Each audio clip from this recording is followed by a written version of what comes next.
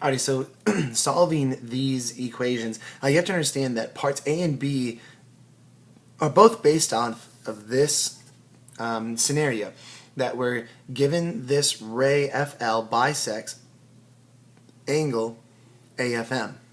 So I have that drawn over here. I have angle AFM, and it's being bisected, so I could make that obviously clear with those two marks of congruency. So for part A, it says that the measure of angle LFM is 11x plus 4. So I'm going to put that in the interior of the angle. And then it says that the measure of angle AFL is 12x minus 2. Now in part A, they don't give us any information about the hole, but that's okay. Since this ray bisects that angle, we know that those two measurements are equal. So my equation that I would write is the measure of angle AFL is equal to the measure of angle LFM.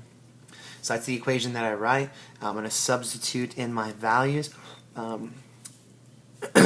AFL is 12x minus 2, and then the other angle is 11x plus 4. So when you solve, you're going to get that x is equal to 6. So then, let's see what it asks for. It says, what is the variable? Well, that's 6. Then it asks for what's the measure of angle A or LFM.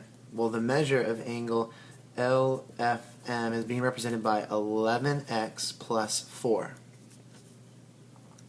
11x plus 4. So when I plug that value in, I'm going to have 11 times 6 plus 4. So that's going to give me 70 degrees. 6 times 11 is 66, and then plus 4 would be 70. So the measure of angle LFM is equal to 70 degrees. It also asks for the measure of angle AFM, which is the whole thing. Well, going back over to my diagram, if I know that this is 70 degrees, that means the other half must also be 70 degrees. Therefore, the whole thing is 140 degrees.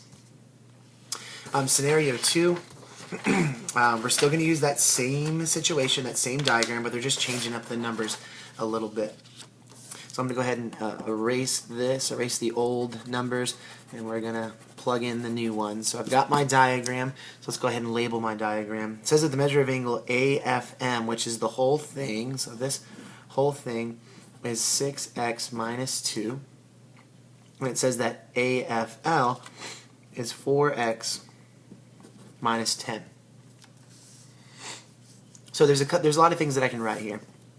I know that the two parts, those two angles that make up the whole, so angle AFL, that's equal to the other part, the measure of angle LFM.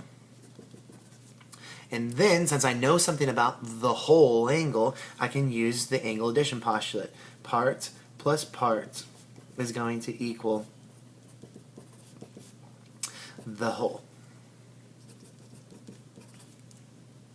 Well, I'm only given the value, or the expression represents, I'm only given the measure of angle AFL.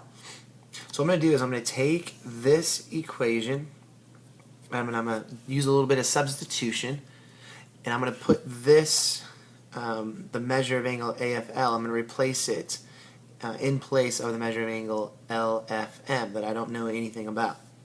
So my new equation would look like the measure of angle AFL plus what this is equal to, the measure of angle AFL is equal to the whole. When I simplify this, I get two of these measures of angle AFL, one of the parts is going to equal the measure of the whole. And that makes sense. If the angle is truly being bisected, then yeah, two halves are going to make a whole.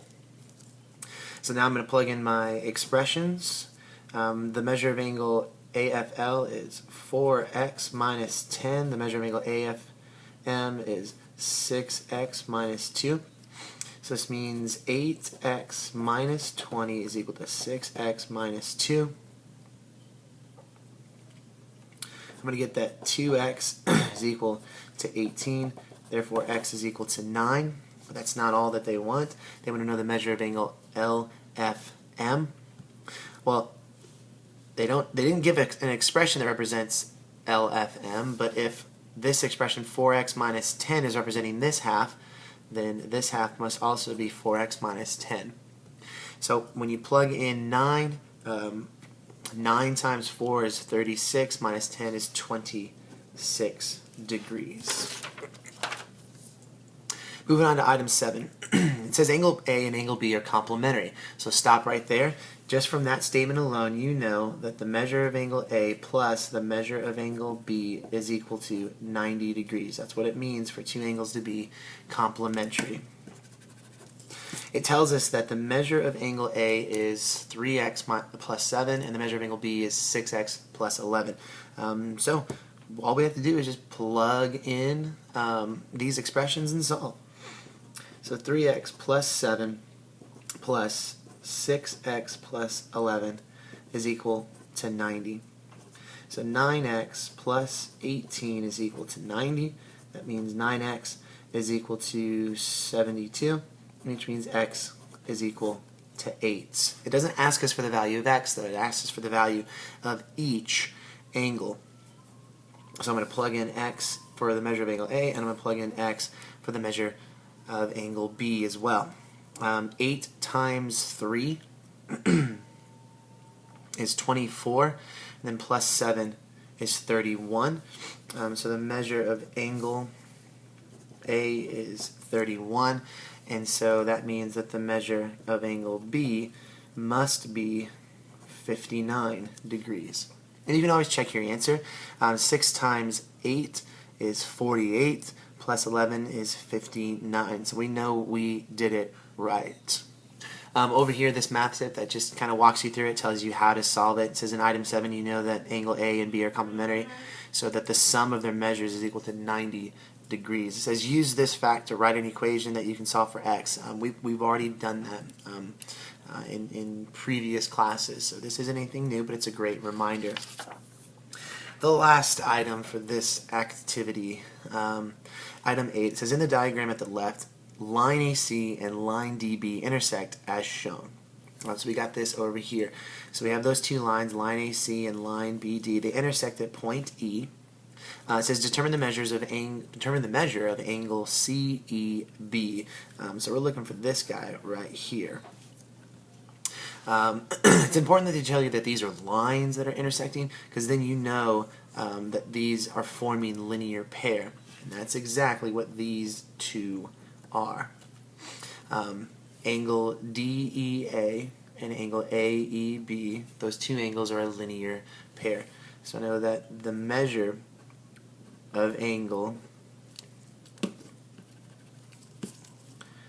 DEA plus the measure of angle AEB is equal to 180 degrees. That's my equation because the diagram was already given and labeled. So the next step is the equation. And so plug in my values. That's going to be 5x plus 68 plus 9x. So the two parts are going to equal the whole 180 degrees. So from there, I'm going to get that 14x is going to equal 112. And divide by 14 on both sides, and I get that x is equal to 8. But that's not what they told us to do. They didn't say find the value of x. They said find the measure of angle CEB. So this angle here we know is congruent to this angle because those two are vertical. So if I know the measure of this angle, then I know the measure of this angle as well. So I'm going to plug in 8 in there for x. 5 times 8 is 40, plus 68 would give us 108 degrees. So that is the lesson. Keep it simple. Part plus part equals whole. But that doesn't mean we can forget about vertical angles and linear pair, so on and so forth. We're still going to use those angle pairs to help us solve different problems. So anyways, I'll see you in class.